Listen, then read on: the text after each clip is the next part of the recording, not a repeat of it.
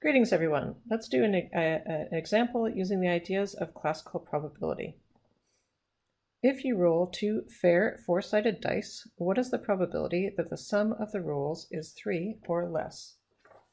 So let's first take a look at some of the vocabulary that we've got here. We've got four-sided dice, and I'm sure that the gamers out there know exactly what a four-sided die looks like, but for those of you who don't, it's a little triangular pyramid, a die that has four sides, and the way you read them, because there's not a number that's on top, it's a point at the top, is that generally on each face there's a bunch of different numbers, only one of which is facing upward, so it's immediately readable. Everything else is at a weird angle. So for my little sketch down here, this die would be reading a 2, for example, and in the other corners there's numbers that are tilted at an angle. So that's what four-sided dice are. You might ask, why is it that I'm using four-sided dice for this example when six-sided dice are easier to visualize? And the answer is, well, I'm lazy and I like to make a small sample space, as we'll see. So we're going to go with four-sided dice for now. Another vocabulary word we've got here is fair. So let's describe what fair is. Fair means that all rolls are equally likely, and an unfair die is said to be loaded. Oh, and just in case you haven't heard this terminology, the singular is one die, and if you have more than one, it's dice. So one die or two or more dice. Now for the sample space here, we're just going to write it out. We're not going to do anything fancy. We're going to just list all of the events in the sample space using the brute force method. So I could roll a 1 on the first die and a 1 on the second one. I could roll a 1 on the first and a 2 on the second, a 1 on the first and a 3 on the second, or a 1 on the first and a 4 on the second. I could roll a 2 on the first one and a 1, and I'm just going to go ahead and quickly write in the rest.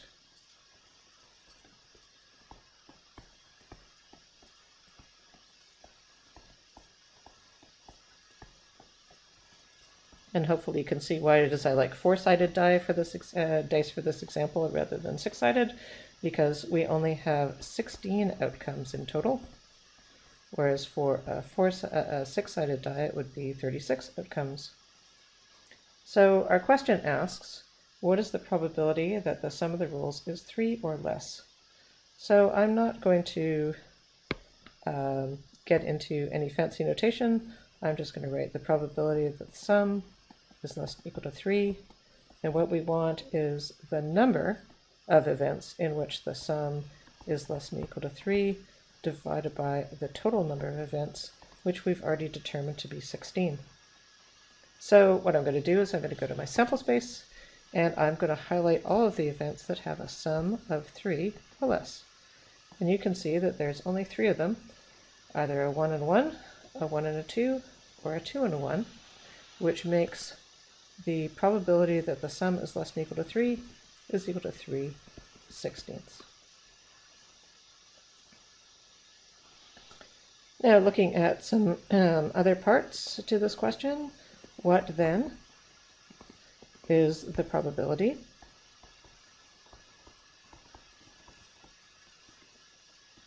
that the sum will be greater than 3?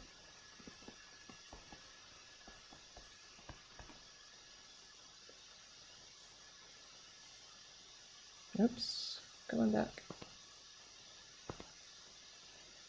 The probability of the sum being greater than 3 is going to be, well, we could either look at our sample space and just count those guys up, or we could be a little lazier and say it's going to be 1 minus the probability that the sum is less than or equal to 3, because the sum being greater than 3 and the sum being less than or equal to 3 are complements. And so we can say that that's equal to 1 minus 3/16, because we've already calculated that, and then we get 13/16. Now, what rule did we just use here? We used the rule that the probability of event A happening is equal to 1 minus the probability of A not happening, and we denote that by A bar. Let's do a couple of other little parts to this question. What's the probability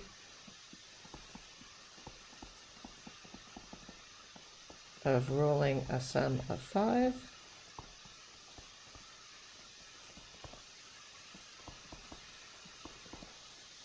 I'm just going to scroll up to my sample space here, and using a different color, I'm going to note that all of the outcomes on the off diagonal, 4, 1, 3, 2, 2, 3, and 1, 4, have a sum of 5. There are 4 of them in total. So then the probability of the sum of 5 is equal to the number of the sum equals 5 over the total is equal to 4/16 is equal to 1/4. And if you wanted, you could say that that is 25%. If I care enough about the form of the answer, I'll tell you what it is that I would like. One last thing. What is the probability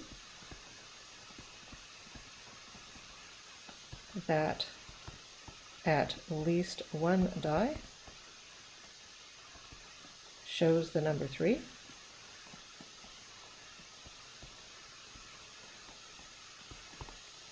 In order to do that, I'm going to scroll up so that we can see our sample space again. And I'm going to use a green highlighter pen for this.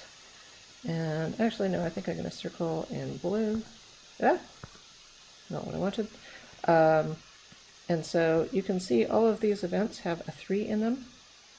Now, don't just add the row and the column to get 8. If you're going to do that, the row plus the column is 8 minus the overlap of 1 is 7, or just count them out. There's only 7 events that are circled there.